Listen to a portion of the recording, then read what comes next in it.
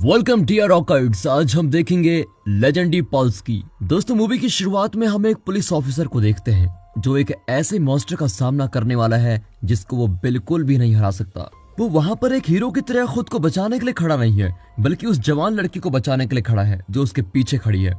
अब वो ऑफिसर एक ऐसे मॉन्स्टर का सामना करेगा जो उसको पत्थर में बदलने को तैयार है। ये सब शुरू होता है कुछ दिन पहले, जहां हम उसी पुलिस ऑफिसर को देखते हैं जिसका नाम बोगस है। बोगस यहाँ एक लेक में अपने अंकल के साथ फिशिंग के लिए आया है। तभी फिशिंग करते करते उनकी बोट जोर से हिलने लगती है। उन्हें लगता है कि ये कोई फिश होगी और वो दोनों इसको इग्नोर करके फिशिंग पे फोकस करने लगते हैं। पूरे दिन फिशिंग करने के बाद फिर वो दोनों आग जलाते हैं और पकड़ी हुई फिशेस को पकाने लगते हैं।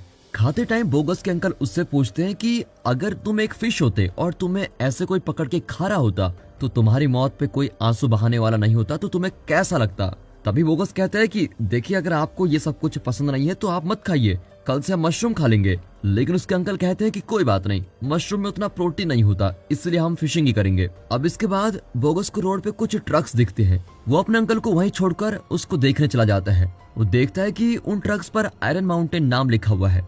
फिर वो अपने अंकल को इस बारे में बताता है तो उसके अंकल उससे कहते हैं कि आयरन माउंटेन जैसा कोई देश है ही नहीं, सिर्फ एक आयरन सिटी है। इसके बाद वो सोने चले जाते हैं। अब रात को बोगस को एक सपना आता है। उस सपने में वो देखता है कि आसमान एक पत्थर का शीशा बन चुका है और वो उस शीशे में एक खूबसूरत लड़की को भी देखता है। फिर जब वो सुबह उठता है तो वो फिर से उस ट्रक की आवाज को सुनता है। अब वो देखने जाता है तो देखता है कि एक ट्रक सैंड में फंसा हुआ है। फिर वो ये देखकर हैरान हो जाता है कि उस ट्रक की ड्राइवर वही लड़की है जिसे उसने सपने में देखा था। वो उसकी हेल्प करने के लिए आगे जाता है, लेकिन वो लड़की उसको बिना जवाब दिए वहां से चली जाती है। ये देखकर बोगस के अंकल उसके पास आते हैं और कहते हैं कि मेरी एक्स वाइफ भी मुझे ऐसे ही छोड़कर चली गई थी। फिर दोनों अपना सामान बांध रहे होते हैं, लेकिन बोगस के दिमाग में बार बार वही लड़की आ रही होती है।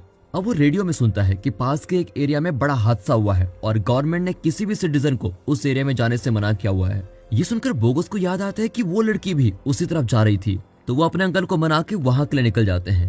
अब उसके अंकल उसको चिढ़ाते हुए कहते हैं कि मैं जानता हूँ तुम वहाँ सिर्फ उसी लड़की के लिए जा रहे हो। वहाँ पहुँचते ही वो अपनी कार उस ट्रक के पीछे पार्क कर देते हैं। बोगस देखता है कि उसके अंकल की आंख लग चुकी है, तो वो अकेले ही देखने चला जाता है कि प्रॉब्लम क्या है। वो वहाँ पर बहुत सारी चीजें और इक्विपमेंट्स देखता है, जैसे कि यहाँ पर कोई रिसर्च चल रही हो। फिर वो अपना पुलिस बैज निकालता है और वहाँ पे किसी इंसान को ढूंढने निकल जाता है, लेकिन उसे कोई नहीं मिलता और आगे जाके वो वहाँ एक बड़ा सा होल देखता है। अब ये देखने के लिए कि उस होल में क्या है, वो उस होल के अंदर चला जाता है। वहाँ वो एक आदमी को देखता है जो स्टोन में बदल गया था। ये देखकर तो वो घबरा के और अंदर गिर जाता है। तभी उसको वहाँ पर बहुत सारे लोग दिखते हैं जो कि सभी स्टोन्स में बदल गए हैं। ये देखकर तो वो समझ जाता है कि यहाँ कुछ तो बड़ी प्रॉब्लम है। फिर वो एक आदमी को उसकी तरफ भागते हुए देखता है। वो आदमी कहता है कि भागो भागो, और ये कहकर वो आदमी बोगस के सामने ही स्टोन बन जाता है। इसके बाद वो उसी लड़की को उसकी तरफ आते हुए देखता है और वो भी उससे कह रही होती है कि अगर पत्थर नहीं बनना चाहते हो तो फौरन यहाँ से भागो। बोगस वहां अंधेरे में दो चमकीली आंखों को देखता है, जिसके बाद वो क्रिएचर उसके सामने आता है और फिर बोगस की हालत खराब हो जाती है। उसको देखकर वो बाहर भागता है।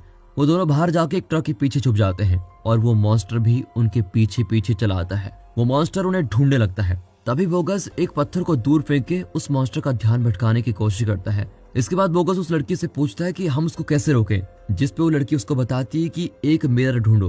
कुछ टाइम बाद बोगस एक मिरर ढूंढ लेता है, लेकिन तभी वो मॉन्स्टर उस पे अटैक कर देता है। बोगस एक बहुत बड़ी बेवकूफी करता है। वो मिरर उस मॉन्स्टर पे फेंक देता है, जिससे वो मिरर टूट ही जाता है। ये देखकर तो वो लड़की उसको बताती है कि तुम्हें मिरर फेंकना नहीं था, बल्कि उसे सिर्फ दिखाना था ताकि वो मॉन्स्टर खुद को भी एक स्टोन में बदल दे। तभी अचानक से बोगस के अंकल वहां पर आते हैं और अपने कार से उस मॉन्स्टर को उस होल में गिरा देते हैं। उन तीनों को लगता है कि उन्होंने उस मॉन्स्टर को मार दिया। अब वो तीनों बात कर रहे होते हैं कि तभी वो मॉन्स्टर वापस आ जाता है और उन पर अटैक करता है।